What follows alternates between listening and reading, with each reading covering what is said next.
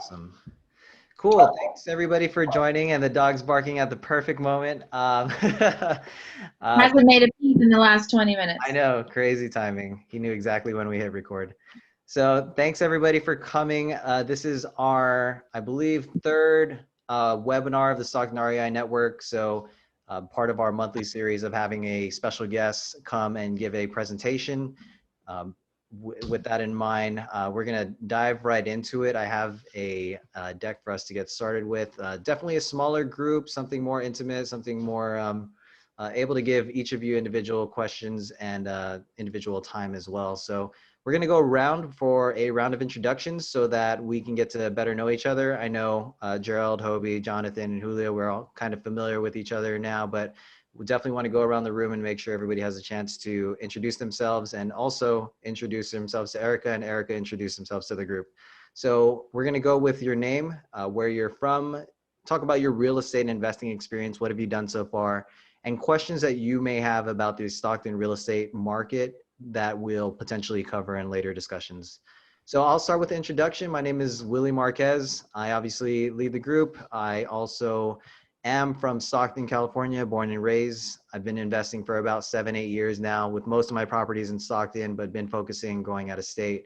In terms of questions about the Stockton real estate market, I'm super curious about where prices are going. Obviously, prices are at an all-time high right now, but definitely want to see how much higher we can go, especially with people moving to cheaper areas within California. So with that, I'm going to transition over to Gerald, and then I'll transition to Hobie after Gerald. So Gerald, if you don't mind giving an introduction. Yeah, hey everyone, my name is Gerald Donaire. I'm from Stockton. My real estate investing experience would have to be my first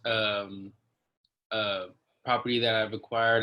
I purchased it with a 203K loan, and that's the where the lender finances the construction budget.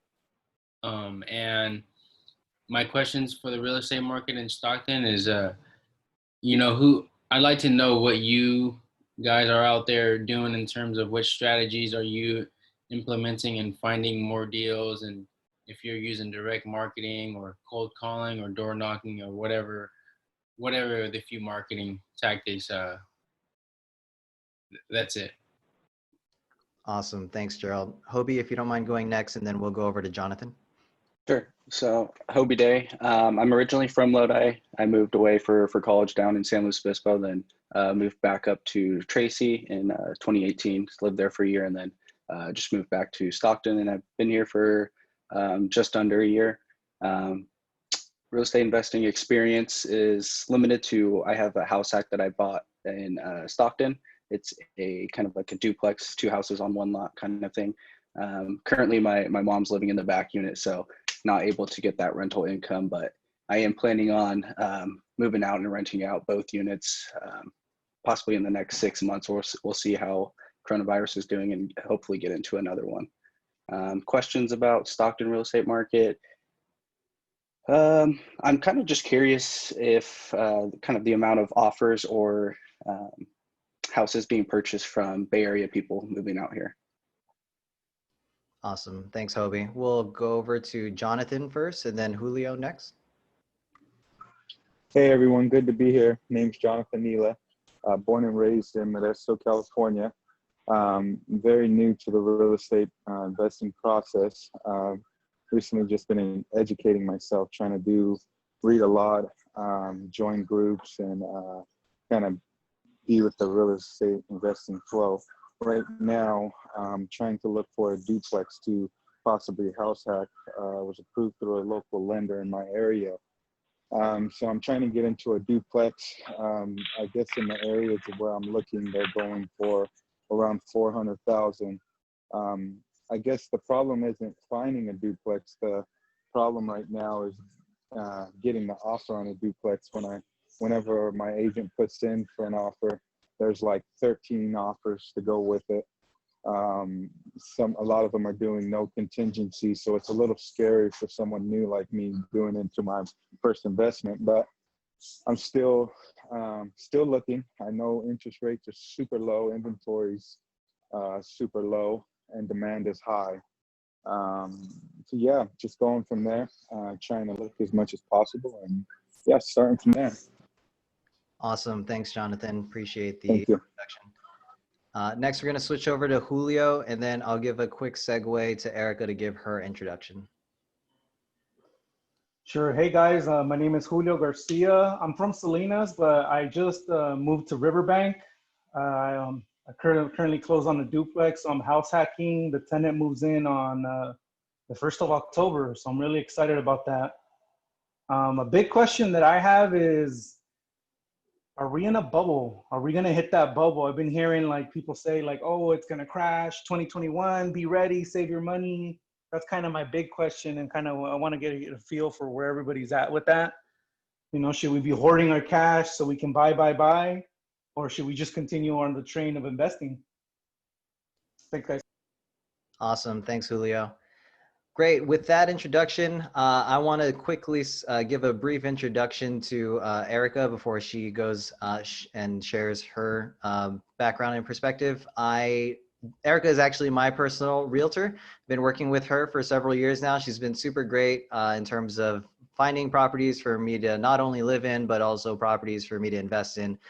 She's been super great and flexible with all the crazy commands and requests I send over her way. And she's been super great, and I refer her left and right to a bunch of people. So Erika is super well in tune with the Stockton market and working with both people who are looking for their home to live in, but also people who are looking to invest. So I thought she'd be great to come to the network and give her input. So Erika, if you don't mind going with a introduction of yourself and introducing yourself to the group.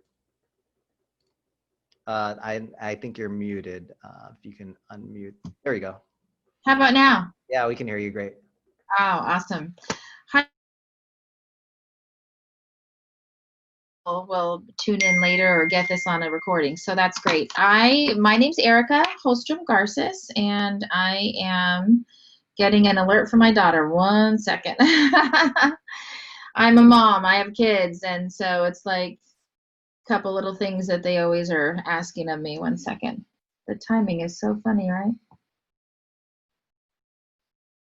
And my phone is frozen. Why does it do that?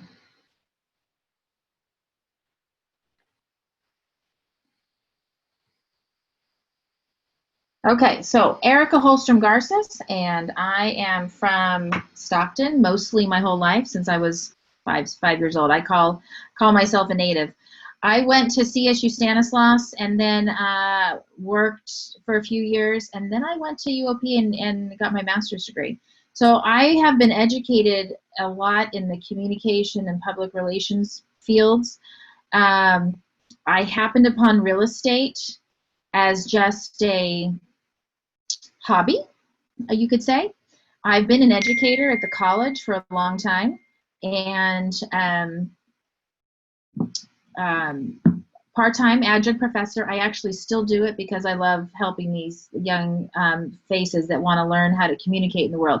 Communication is very important. Even though you might say, I need some business tips and some real estate tips, you want to have good communication skills when you meet with people. So that's always in the back of my mind to kind of spread that look at people and watch their body language and really try to show you're listening. Those are the things that help with your connections and build credibility. So there's my little plug on communication. But I went and got my real estate license kind of as just a fluke. I have real estate in my family, and I was always interested in it, just never went down that path till about 15 years ago. So I have been full into real estate going on just under 15 years. I love it. I love the people I can help. I love when a good plan comes together and they find what they need, or they sell at a good price for what they were hoping to get. So I really thrive off this career because you never know. You meet the world. If you've ever heard that, you meet the world. And I do enjoy that. New home buyers, experienced home buyers, retirees that need to downsize, all of those things. I love meeting the world and helping them where I can. So I'm primarily residential, but that doesn't mean I haven't helped people pick up rental properties. Done some, obviously 1 to 4 units really falls into our wheelhouse of residential real estate. So you have a duplex, a triplex. If you get to 4 units, it might be a small apartment building, but duplex and triplex common around here. As long as I can remember, having a rental, you don't need to wait long or look far or very hard to find a tenant. We're almost always short on housing. I wish I could explain it. A lot of it has to do with just needing new builds. But I actually talked to someone yesterday, actually over the weekend. This was an interesting statistic. He is a longtime Stocktonian, retired, been out of the real estate game for a while, but worked in real estate, mostly land and farming, because we do have a lot of ag around us. He says that there are 40,000 permits for new units, 40,000 new housing units. That's huge. It's going to take so long for that to come to fruition, but they're there. There's people in the background making those plans and those purchases and looking for the dirt and where they can put the next 100, 200 unit housing complex. So we are in need of housing. There's a housing shortage, no doubt. Okay, so that, I don't know that anyone wants to be a contractor and build from the ground up, but there's lots out there if you want to pursue a new build. And that's kind of, again, a little bit of a, what should I say? Those are not, I mean, they're not happening every day. They're for the certain few, but it is out there. Okay, so don't maybe lose sight of picking up a lot and trying to find that contractor that can be your builder. Okay, lots are pretty cheap. Building is probably about $100 a square foot is what most people tell me. Of course, it depends if you're going to go crazy with fixtures and the different things that you would want to pick. But in building, a good rule of thumb is $100 a square foot to build a home, and then you have your cost of your land. Okay, so that aside, mostly residential, and I have been through the short sale roller coaster and the foreclosure roller coaster, and it's nice that we can look in the rearview mirror and see that long behind us. So I heard one of you say, are we in a bubble? Well, let me back up for a minute. March and April were pretty quiet. I know COVID hit us in the middle of March, but February going into March was pretty quiet. And winter's normally like that. But we hit the brakes hard and fast. I had great listings, and the showings just weren't there. It was as if everything came to a stop. And if you're watching the news, you know what happened. We were living through it. We saw the standstill of kind of the country. We hit May 1st, the first weekend in May. The weather was better. People were real estate was considered an essential worker. In the very beginning, we weren't. So it took only a few weeks, but the governor said real estate and industry were essential workers. So we could then go out and show houses. People have been very nervous to do that, but we're taking the right precautions, and I've met and helped more people in the last couple months. This summer has been by far my busiest summer in a while. We're putting the gloves on, we're putting the masks on, and we're hitting the pavement. And we are in, if you want to call it the perfect storm, truly. We have, the statistics are telling us we are 30% lower inventory this time, now from this time last year, 30%. So you're hearing a recurring theme, we need inventory. So if you want to go to the most basic model, supply and demand, we have the demand and little supply to meet that demand. So that's why the prices are driving up. Obviously, we have the record low interest rates. I have spent many hours on the phones with lenders, and they have said, man, I can't believe I would ever see a 2.5 and 2.7. This is crazy. And, it's kind of like that little kid, maybe learning to ride their bike for the first year. It's kind of that giddy excitement because it's great. It makes it so affordable, right? Well, then you get to writing the offer. Right, I got this 2.5% pre-approval letter, I'm out there. and people have, it hasn't taken long for them to catch on. So some of my listings were getting 5 offers, then it went to 10. Most recently I had 17. I wrote an offer for a client just a week and a half ago. There were 24 offers. 24 on an average 3-bedroom, 3-bath home. It wasn't like on the cliff overlooking the ocean. You know, it was just your normal, I mean, nice family home in our area. So it's tough. It's tough. We need to find a way, and I can share some of my ideas on how to get offers accepted, but we need more supply. So we need sellers, and I know you're looking to buy. It sounds like most of you are looking to buy. I crave information, so anytime I have a webinar I can tune into, or our NAR, or National Association's constantly emailing us, I'm always reading everything that I can read. And the bubble they have predicted is not a bubble, not like what we know. What they call it is a flattening, if we see something. But what you need to know, hopefully I'm not getting too technical or too ahead or anything, but so now we're in what, September 1st. So we've gone through July and August of record numbers of offers on properties of all price ranges, by the way. It can be the duplex, it can be the single family with just a 2-bedroom, 1-bath, it could be the 5-bedroom, 4-bath with a pool, 2-story, 4,000 square feet, doesn't matter. Multiple offers at every price point. What has been happening is folks have been asked to waive their appraisal. That is such a big key, is the appraisal. They say, well, I want this house for $550. I know you listed it for $500, but guess what?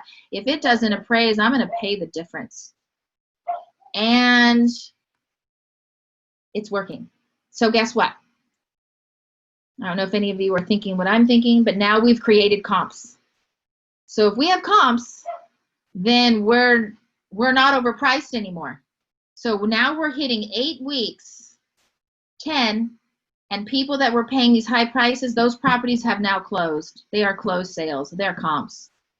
So those people, like it or not, have paved the way for this next round of buyers to, they're going to be paying more, but they may not have to risk that high number and having to fill a gap on a missed appraisal value because the comps are jumping. So as soon as someone says, I'll pay $550, I'll pay the difference, it's a closed sale, guess what? The new comp on that in that community is $550 on that size house. So I'm going to say we fast forward a couple months and people say, man, it's going to change, it's going to change. I don't know, maybe I should hold my money. If we see, I believe what I'm reading, I do, which is we will see things flatten, the inventory will start to come alive. How we're going to get more inventory, at least in my world, there are still folks that want to move that are still nervous about letting people in their home because we don't have this COVID cure just yet. When that happens, there are people that were probably planning on a big move before COVID, or COVID created them a need to move, to be closer to family, maybe retire sooner than they were going to retire, and there's a life event that causes a move. And they feel safe to let people in and look at their home, they're out of here. So we're going to get inventory, I believe, a little pickup in inventory when people, the greater amount of the community, more folks feel safe and comfortable for that to happen. Other than that, I don't know where we're going to get the inventory from. And so we need those buyers. I mean, we need those sellers for you guys, for all buyers, again, across the board. First home, second home, third home, investment, we need the inventory. Bridging that gap is where these folks literally have been martyrs, whether they like it or not. Again, they're closing that appraisal gap as these sales are closing. So comps are now going to be in black and white. So we're not going to look like we have an overpriced market in the next 30 days because it's going to look back in the last quarter and the prices are going to be in black and white. They're sold. They're permanent. So I don't want you to think that there's this big bubble. I think that we're just going to settle. You know, it's kind of like that glass is rocking with the water in the bumpy golf cart, and then it gets a smooth road, and it just kind of goes like this. We're just going to be like that. Rates are so low. So even, let's just say, you know, what I think is, say things have gone up 8% is what we're seeing so far as price. 7, depending which pocket of the county, 7, 8%, some say 6. So depending which part of the county or the valley you're in, well, guess what? When interest rates go up, it's the same thing, right? You're paying the same price for the house. So the price might be, you might feel like you're spending, say, $30,000 more, but this is an interest rate you're not going to see again. Your window right now for this interest rate is, you know, it's now. I think it stays. We have an election year. Holy cow, we can't even predict, actually. That's the only other kind of crystal ball thing that we don't have an answer for. When it's an election year and the election's really close, who knows? Who knows? Investors and money people might be more favorable in a Trump administration because he's a finance guy. He's not warm and fuzzy. We you know, whatever your opinion is, he's kind of crass, I know, but he's a finance guy. So people that are trying to make money and earn money and have freedom in that, he's kind of your guy. If that's how you want to pick a guy, you know, there's many other platforms, you know, to support people. So that is an unknown. We don't know how that election's going to play out. And some of you might be not remember because a lot of those faces look really young, but I think it was 16 years ago. We didn't know the election when the second Bush was running against Al Gore. I stayed up all night. They didn't have an answer the next morning. It went on for like another 30 days, 40. It was a while. It wasn't like a day or two. What if we have, I don't know why it's creeping back in my mind, but it has. We might not be able to call the election on the first day. We might go a few days, a couple weeks without knowing who it's going to be. So that's an unknown, but I wouldn't let that deter you if you were like on the verge of writing an offer. I wouldn't let that deter you. I'm just saying we just don't know who it's going to be and how the market's going to react. The stock market is back to highs, which is amazing. If you have 401ks, you should be pretty happy. Probably not 4 months ago, but you should be like, oh, whew, thank goodness I'm back in the game. So I'm not worried about it, but it is something that's out there and it's a variable. Okay, the election. Interest rates are not going to stick around. We're going to keep these through the election, and then we might start to see things change as the new year comes around. Okay, and really that's not that far away. Looking for property, making an offer on a property, going through escrow is easily, 90 days, 60 days. I mean, 60 days at best. So that end of the year is going to come real quick. I think it's going to creep up on us and be here before we know it. So I don't know, have I helped you a little bit with some insight? I could keep going, but maybe you want to just ask me specific questions. Yeah, awesome, Erica. That's a great kind of intro into the overall market. I did see some people come off of mute. So Gerald, I did see you come off of mute for a quick second there. I just wanted to check in to see if you had a question earlier that you wanted to bring up now. And then I know Hobie, Jonathan, and Julio, kind of your starting questions were kind of touched on by Erica through her talk. But if you have any follow up to that, feel free to unmute yourself and chime in here. I totally forgot my question. Sorry. I know Hobie, I think it was you that asked with the Derek webinar about kind of, what was it, short sales? So I was kind of curious, Erica, what kind of you're seeing on that front or what you're projecting to see on that front going forward. Hobie, if you want to clarify your question on that one, feel free to jump in. Yeah, I don't quite remember my specific question, but I am curious about kind of the whole process of kind of buying foreclosures or even short sales. What do you think is like the best stage, either pre-foreclosure or after the bank already owns it? Just because I foresee a lot of foreclosures coming up in the next year or so. So here's the thing with foreclosures. People think they're coming. I'm going to tell you, I don't think they're coming. And this is why. We've just created a whole new onslaught of comps, right? We just single-handedly in this late summer quarter are increasing property values. So unless somebody has a really bad house, you could say, and it's not appealing, meaning things are in disrepair, or maybe it's right on a railroad track or something strange, it just makes it not as appealing. There's equity now. There's equity that they don't have. So this is really important, and this is what I foresee.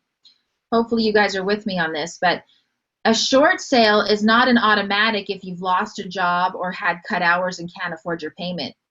A short sale is when, honestly, is when your house, what you owe, is more than what it's worth. We're not backwards in value.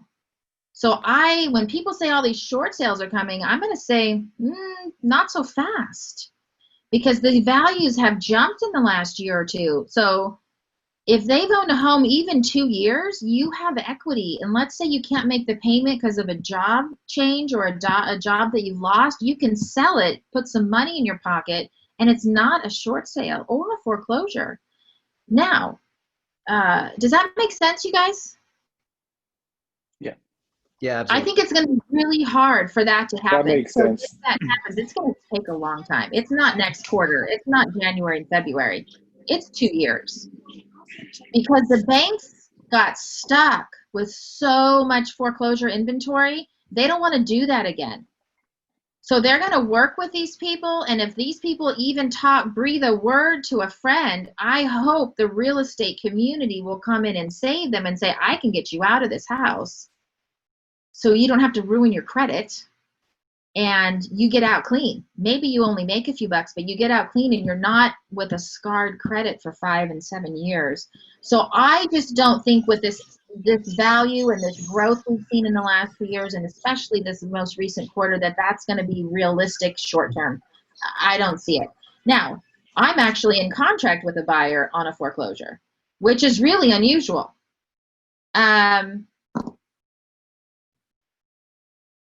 Neighbors tell me the house has been empty for more than 2 years, but it looks like they lived in the home a long, long time. And I just wish, because I'm kind of this compassionate, want to help people thing, I wish that they had maybe got some good advice, because they probably could have sold the home and not ruin their credit. They probably, just because I lost my job, oh my God, I can't make my payment, I'm gonna foreclose. That's not how it works. It's banks are not going to want to do it like they did before, and these homes have equity, so it's just not necessary to have to set, because a short sale is selling your home short of what you owe. You're shorting the bank on what's owed them. If they're owed 400 and you only can get 300, they're losing 100. You're shorting them on what they need. But right now, that $400,000 home is probably worth $5.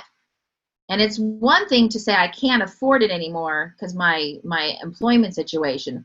Then get out, go be a renter, hunker down with some family, and regroup. But get out of the house while you can, and you're not ruining your credit. And you might even have a few bucks, to help you restart. So as an investors, I'm going to say I wouldn't count on short sales. Now, if you're watching a Zillow, because it seems like everyone likes to go there, they'll say pre-foreclosure. That only means they've gone on record for missing 3 payments. So they could be catching up payments. So a pre-foreclosure, I wouldn't even look at that again. Unless it's like a house that's on your street and you just know your neighborhood super good, and I might keep an eye on it. But if you're scrolling and looking through pre-foreclosures, those are really far out, and probably going to get sold in an equity sale, not a short sale, and they'll catch up on their payment. So a pre-foreclosure only means they've missed 90 days of payments. So they're not actually for sale.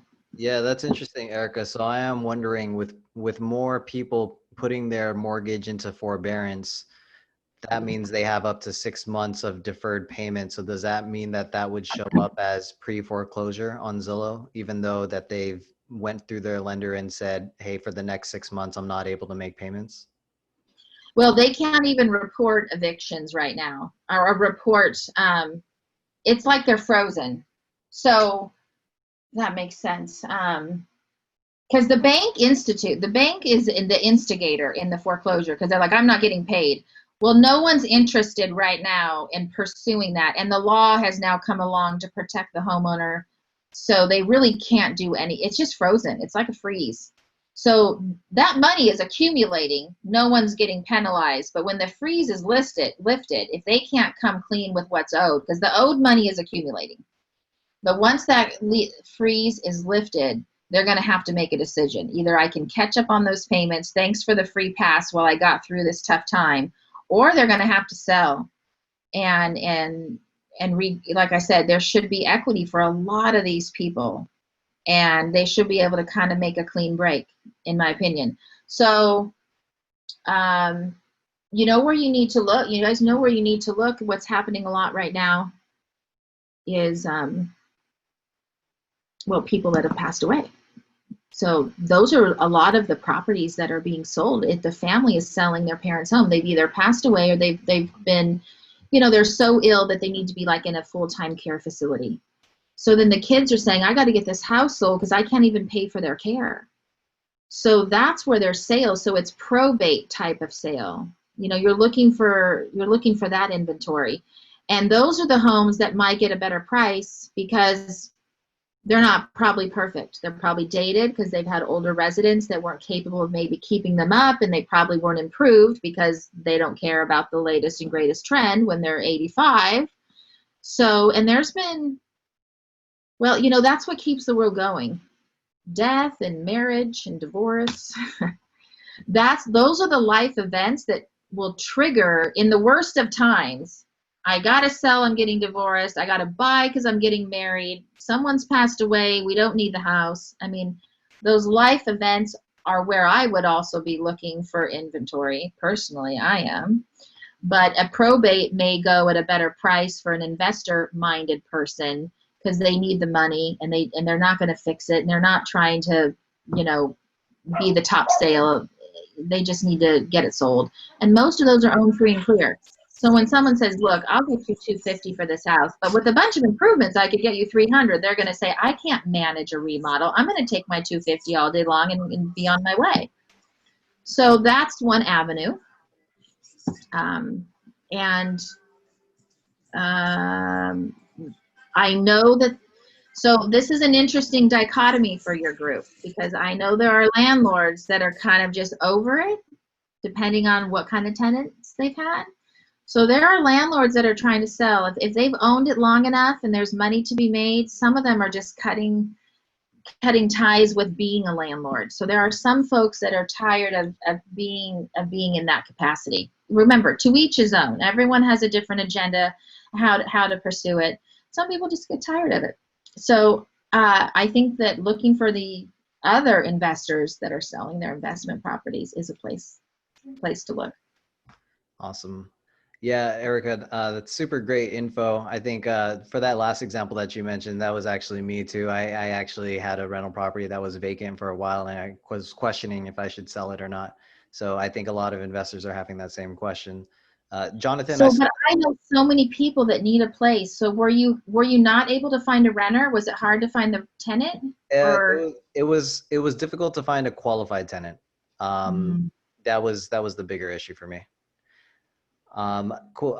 Jonathan, I did see you come off of mute a couple times. Are there any questions that you wanted to bring up? Yeah, I was just listening to what Erica is saying. Great stuff, by the way, Erica.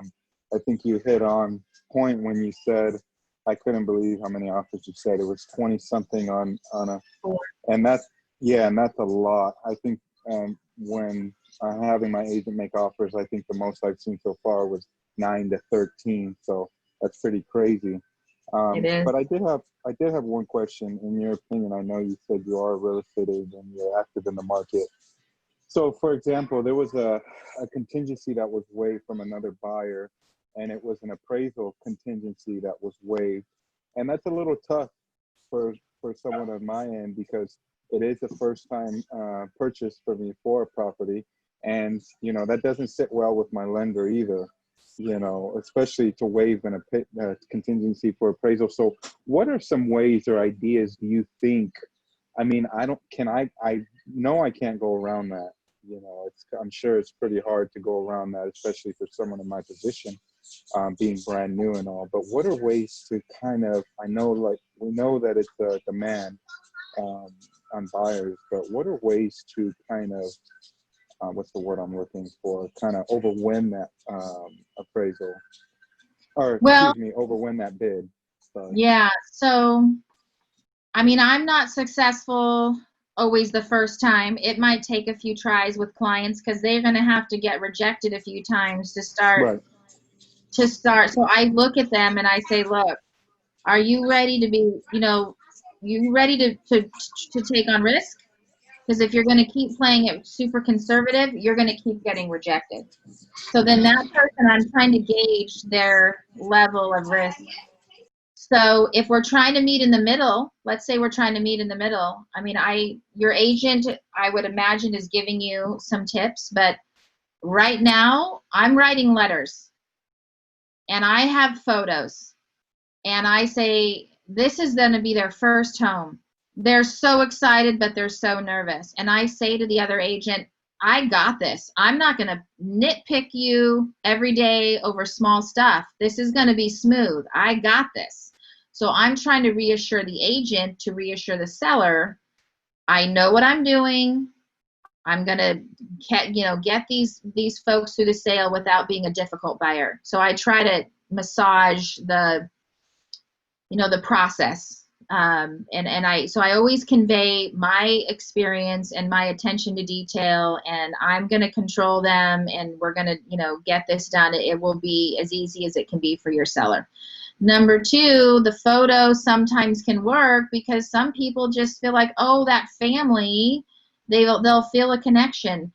And I've gotten away from doing letters and pictures, but I'm back at it again because I sat with a seller on a $550,000 home, and she had 8 offers, and she picked the one of 8 that wrote the letter.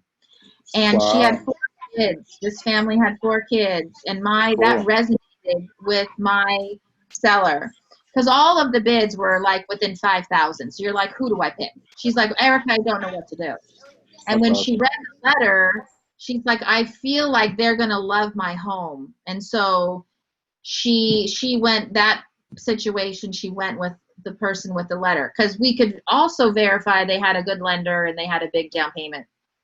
Okay, so letter and photo. Hopefully your agent really, I call those agents. I leave them messages. I email them. What's going on? And you know what? I say, hey, agent, what does your seller really need? Do they need a long escrow? They need it fast.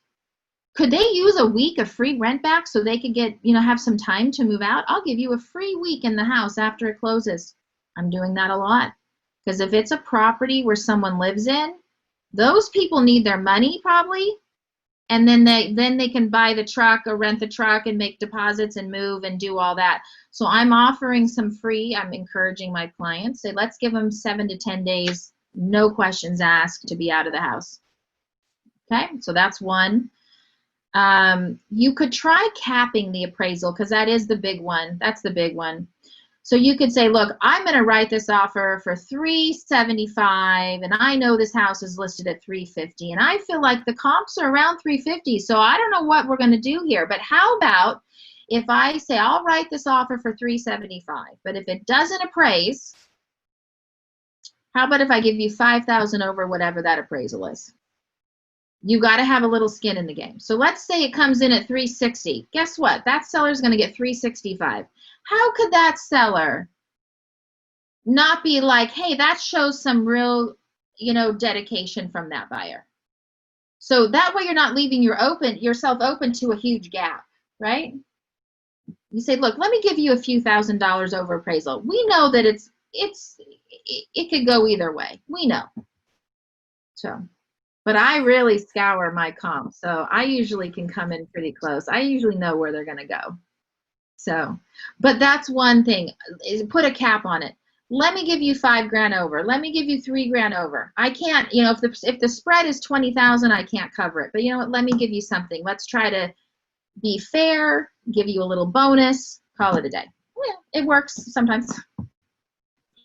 Awesome points, Erica. Thank you. Great points. Anyone else? Yeah, if anybody has any questions, feel free to chime in. I will say to that example that Erica mentioned, the homes that I have bought with Erica all have actually included letters. So that I will say that's been successful in my point. And one of the things that Erica coaches me through is when I ask her what's like a fair price for a home, she usually just gives me the listing price because, you know, it really shows whether you really want the home or not. Because obviously if you're trying to nickel and dime and get $5,000 off here, $10,000 here, the chances of your offer getting accepted dip as a result of not hitting what the seller is asking for. So I think more times than not, I've offered exactly what was listed and have been successful in actually getting that home, which has been great for me. Do you want to open up the questions? Hobie, if you had any follow-up questions as it relates to the short sale conversation, feel free to chime in. Oh, I have one other. If he has a question, go ahead. And then I was going to offer something. It was just kind of a resource, like what's kind of the best resource for finding probate sales before they kind of hit the MLS? Like, is it just at the county office or? You got to search public records, like when people die. Mm-hmm. Okay. So, I mean, what I think there's public notice. See, I have a title rep, so I work through my title company because I'm an agent. Mm-hmm. So they're not going to do that for a consumer. Okay. But it's public notice. So they're just helping me get information faster. Does that make sense? They're not like, it's not like they're finding what you can't find. They're just kind of, it's faster, I guess you could say. It's public notice. I mean, the newspaper is actually hanging on because of partly because of this. Public notices, the courts are pretty ancient in how they process. They haven't kind of caught up with this century. So when the paper goes away, it's going to be a sad day because those public notices by law have to be printed in the newspaper. Guess what? How many people read the newspaper? Not that many. But you're going to start reading the newspaper. So you look in that fine print for probate notices, and sometimes there will be an attorney listed. You can try calling that attorney and saying, hey, is there a house for sale? I'm an investor. I mean, it takes legwork and using your phone. But you look for an attorney's name or a family member name that's going to be associated with the property or the person that's passed. So, yeah, I mean, it's all public notice. So probate's at least 3 to 6 months. So it's not a fast process because the court is giving the family permission to sell the house because they didn't have a will. So the probate is assigning someone, the court is assigning someone to be able to sell that property. So that takes time. So they start with announcing to the world that there was this property that, or actually what they say is there's a death of somebody. Is there any, anyone feels that they're owed money from this person's estate? And you kind of just run with it from there. You try to get an address and then see if there's someone to call and is there going to be a house to sell? Hey, I might be able to buy that from you, without using a realtor, which be careful when you do that, but that's how you get a better price. And when I say, if you're going to say to someone, I'll buy it without a realtor, remember you're buying it as is. And some of the things that the realtor offers you is looking at the title report, make sure there's no liens, and then the condition of the property. So just be careful of those two things. But that's how you might be enticing to someone, hey, if you want to just let this go for $150,000, I'm your guy. I mean, that kind of thing. Every case will be different. Every little one will be a little bit different, but it's all public information. So just got to go get it. Now, here's another one.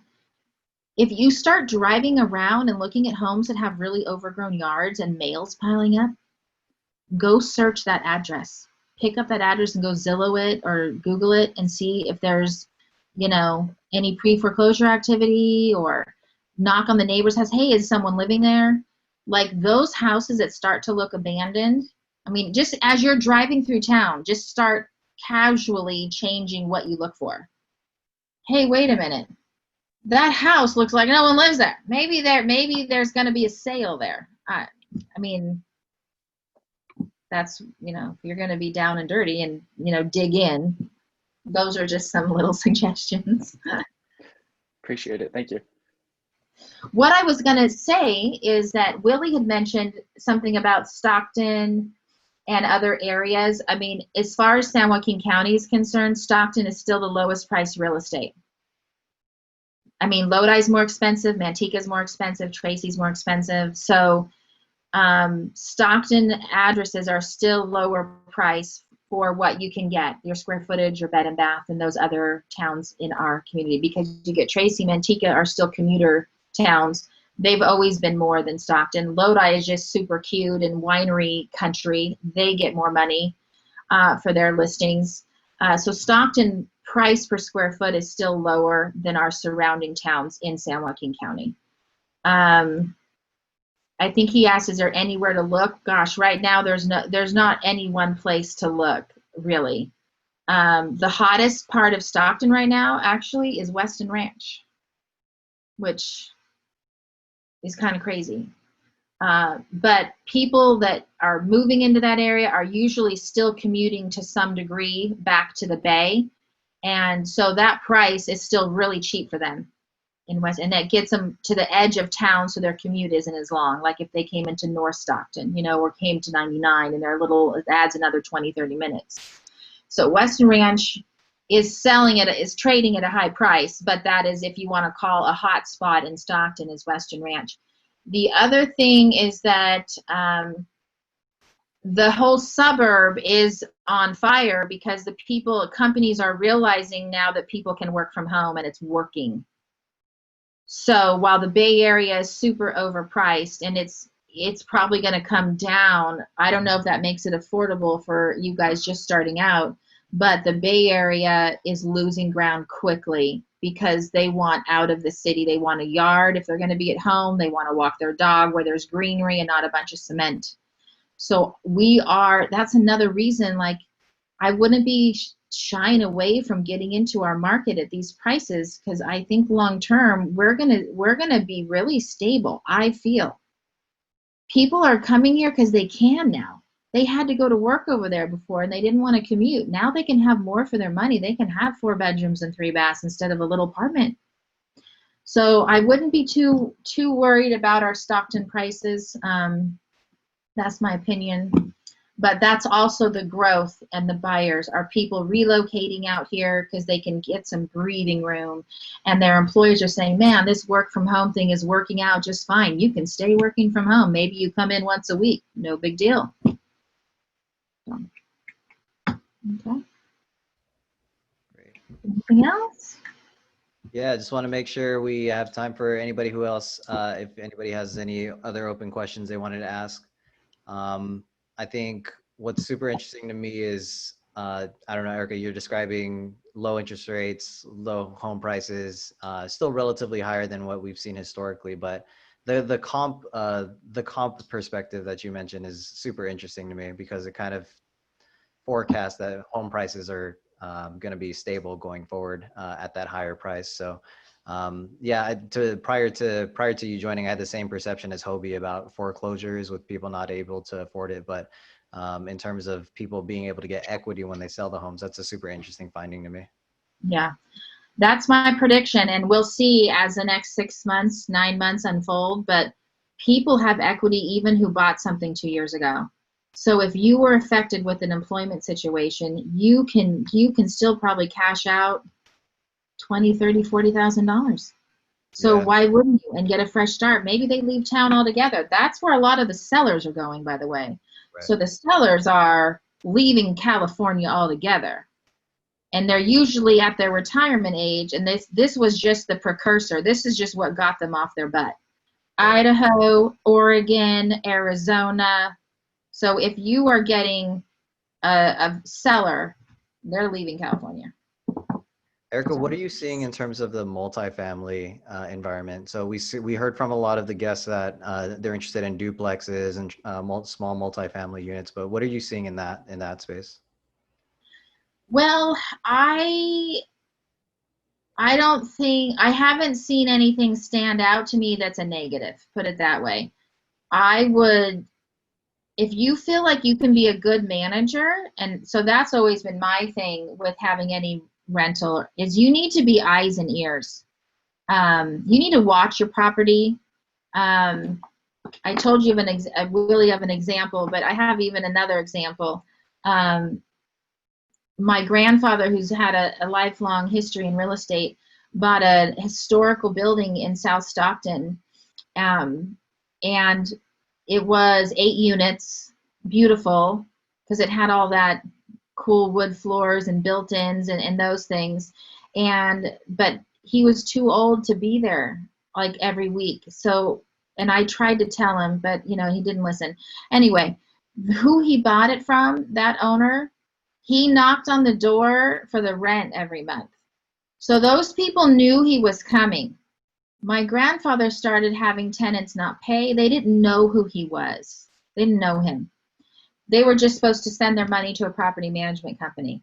If you want your rental property and your renters to be good tenants, they need to see you. They need to know you. That's my opinion. So make yourself visible. And I've heard this from other investors as well. He goes, on the first of the month, I'm in my car on that Saturday and I knock on those doors. Rent's due. So they're not getting away with not paying. So if you're a hands-on person, I think you're going to be fine. I don't know how you guys are feeling about that, but I think that's how you're successful. I think that's how you avoid people destroying property, you know, and trying not to pay you. Because that's when I jump in and sell investment properties, it's because that person said, I've lost control of my tenant and I don't ever want to be a landlord again. It was awful. Well, they didn't really get involved. So my take is get a property, and I don't care what price it is. A duplex at 300, and I don't even think you can get that anymore. It's got to be 350. I know at a minimum. Triplex, your agent, the comps, that will tell you if the price is good. Do it. Okay, just do it. If you're a good landlord, you're going to keep it rented. They're going to see you, you're going to drop by, and maybe as time goes by, you can do less of that. But that's what I would do. They need to know that you care, but that you're also going to be coming and checking. So I don't really care what the price point is. When you see people selling its investments, it's just because they've had it so long and they have another project in mind, or they're like, that tenant ruined my property. I'm horrified. I don't ever want to do this again. That's what you get. Right. So. Awesome. We just a quick time check to be respectful of everybody's time. We have about 5 minutes left. Gerald, I did see you coming off of mute, so I wanted to make sure to give you the mic if you have any open questions you wanted to ask. Yeah, so during your rental analysis, do you put in a certain percentage for property management, or right off the bat, do you know that you already are going to manage it yourself? And if so, if you do account for a certain percentage for property management, do you do different, let's say for instance, in a grade A neighborhood, would you do less percent? So like a percent of the 8% on property management, whereas to somewhere on a C grade neighborhood, is it a higher percentage of property management? I don't really, I think people go with where they're comfortable, whether it's 8 or 9, 10 at the most. I wouldn't see anyone changing it because of the area or, you know, the type of neighborhood it is. Right. Pick the number that you're comfortable with. You just have to so that's tricky, because if you're going to collect the rent, then you're also going to be the one they call when, you know, something's leaking or something breaks. So you have to decide what your threshold is. By the way, okay, so that brings up another point. You guys probably know this, I hope, but being a landlord, there's problems, right? Oh my God, my toilet overflowed. They're going to call you for everything. Do you guys have a handyman on call that can be your guy unless you guys have those skills? What is the take on all of you out there on those tenant calls when there's a problem? Yeah, personally for me, I don't have a property manager, but I do have a network of contractors that I use for each of the issues that come up, whether it's plumbing, air conditioning, or whatnot. So I do have them on call to come to the home and fix it. So if the property management company, that's a big plus, is they get the call, right? And they got to send someone out. But I I still just think they need to see you in some capacity on a regular basis. And, you know, plenty of people are successful landlords, really. I mean, obviously we wouldn't have all these investment in rentals out there, but tenants can really hurt you too if you get the wrong one. You know, they can cause a lot of damage. And I just think that there should be some capacity of them knowing who you are. But if you're going to pay a property manager, I would never go over 10. And I don't see the percent, and I don't see the percent changing much in the area. I just think it is what it is. So. Yeah, in terms of, I'll add my 2 cents here as we come up to the end of the webinar, but I've called quite a few property managers. It seems like the rates are pretty competitive across the board. They're pretty standard within that 8 to 10% range. With that, I don't think you necessarily need to budget or put a percentage for the neighborhood that the home is in, because the rent rate's going to dictate that, right? So if it's a Class A home, you're going to rent it out for $1,800. If it's a Class D neighborhood, you're going to rent it out for $800. So your percentage will match the dollar amount that after that percentage is going to match exactly how much that property manager charges in that neighborhood. So I would go that direction. But across the board, as Erika was saying, I do think we have quite a few property managers in the Stockton area. They know what which competitor is offering what rates. So they kind of have to stay pretty standard to be competitive with one another. So we only have a minute left. I do want to thank you all for your contributions and participating in the discussion. And Erika, thank you so much for continuing and contributing to the conversation. But I do want to give a minute for letting the audience know how to reach you, Erika, just in case they have any follow-up questions or if they want to employ your services for buying or selling a home. If you don't mind kind of letting the group know how they can best reach out to you, that'd be great. I mean, really, as a realtor, my phone number. Actually, you should put my phone number there. You text me or you call me. Those emails are for later, once we're doing business. You need to talk to me or you have a question, just call me or text me. And so that's going to be 209-483-5670. You could probably throw it in the chat, or I can. If everyone can see that. Great. Yeah, I will say I reach out to Erika random times of the day, random times of the night, and she's super responsive on all that. So I would highly recommend that if you have any questions as it relates to that. And obviously we have here listed her website if you want to take a look at some of the properties that she and her group have, as well as her email address if you want to reach out to her. Cool. Any closing remarks, Erika, before we wrap up the webinar today? No, but since you're investors, I know there's someone in my office and I can't think of the address off the top of my head, but if you wanted to text me, or, you know, he has a duplex that might be coming back on market and it is all remodeled. He worked on it himself. So that if it's coming back on the market, I'll know tomorrow, maybe after the 3-day weekend, while they try to settle things with the current buyer. So if that's something anyone's ready to be buying, I can give you more information. Awesome. With the off-market plug at the end of the webinar, that's great. We don't really see too many duplexes here, so that's a rarity. Well, and the funny thing is, I think there's an appraisal issue. So I know. So I mean, that is, unfortunately, it is one of the conversation things that we're all trying to work with and work around. But if it doesn't get worked out, it's going to be available to someone else who will appreciate what's done there. And like I said, don't let these sticker prices scare you. There is such a demand for property and rentals and housing. You're going to make money. Just be a good landlord to your tenants, and they'll be kind back to you. Great. Thank you so much, everybody, for attending, and thank you, Erika, for being the presenter today. We are going to wrap up today's webinar. I'll send this out to the group so that you can rewatch the video and whatnot. But again, Erika, thank you so much for your time.